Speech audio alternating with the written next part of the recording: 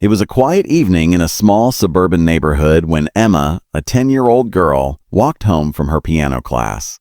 The sun had just begun to dip below the horizon, painting the sky in soft shades of orange and pink. Emma loved this walk, the calm air and the sound of birds returning to their nests. But on this particular evening, something felt different. She couldn't explain it, but a chill ran down her spine. Walking a few steps behind her was Max, a trained 9 German Shepherd who had been assigned to patrol the area with his handler. Max wasn't just a dog. He was a protector, a hero in his own right, and today he would face something even he couldn't fully understand. Emma's mother had asked the local police unit for extra patrol support because of a string of strange incidents in their town. Children reported hearing whispers in the woods, shadows that moved unnaturally, and footsteps that followed them, even when no one was there. Most adults dismiss these stories as imagination, but the police didn't want to take risks. That's how Officer Daniels and Max ended up in Emma's neighborhood that day. Max, usually calm and obedient, began to act strangely as soon as Emma turned down the path leading to her home. His ears perked, his growl low but steady, and his body stiffened as though he had sensed something invisible. Emma, unaware of the danger, hummed softly, clutching her small bag as she skipped along the path. Suddenly, Max bolted forward, breaking free from Officer Daniels' grip. He rushed toward Emma, barking furiously. At first, Emma froze in fear, thinking the dog had gone wild. But before she could scream, Max lunged and pushed her aside with surprising force. At that exact moment, a large tree branch came crashing down from above, smashing into the ground where she had been standing. The sound was deafening, splinters flying everywhere. Emma stared at the spot, her eyes wide, her heart pounding. If Max hadn't shoved her, she would have been crushed. Emma's breathing grew shallow as the reality sank in. Max had just saved her life. Officer Daniels ran to her, pulling her to her feet and checking for injuries. Emma was shaken but unharmed. The officer knelt by Max, patting his back, whispering praises. But Max wasn't celebrating. His body was tense, his nose twitching, his eyes darting into the darkening woods beyond the path. He wasn't barking at the tree branch, nor did he seem concerned about the accident. It was something else, something lurking where no human eye could see. Officer Daniels followed his gaze, but there was nothing. Just shadows and the rustling of leaves. The neighbors soon gathered after hearing the loud crash. Some gasped in shock, others comforted Emma and her mother, who had run out of the house in panic.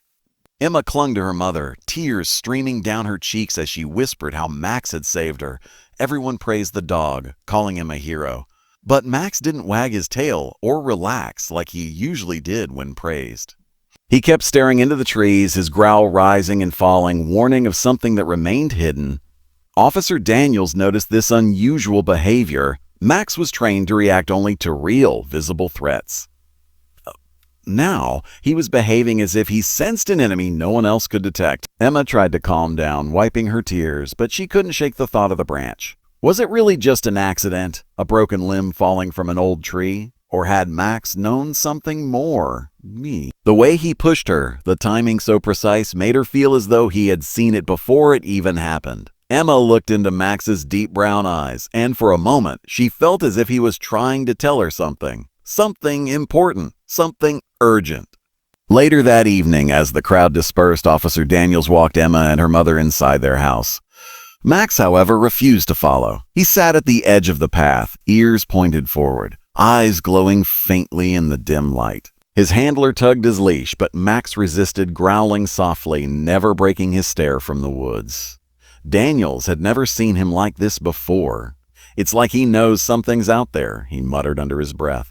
Emma overheard him and felt a chill crawl down her back. She peeked out the window, watching Max, and the unease in her heart deepened. Night fell quickly, wrapping the neighborhood in silence. Emma's parents tried to reassure her, saying it was all just coincidence, but she couldn't sleep. She kept hearing the crack of the branch in her mind, seeing Max's desperate push. Suddenly, she heard barking outside her window. She rushed to look and saw Max pacing in the yard, teeth bared, his gaze fixed on the same patch of woods.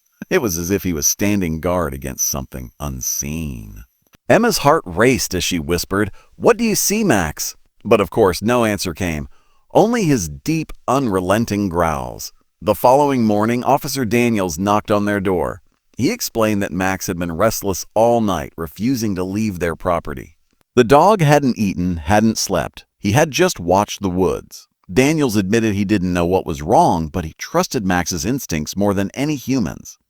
Emma's father frowned, saying it must be animals, maybe coyotes. But Emma, still shaken, believed otherwise.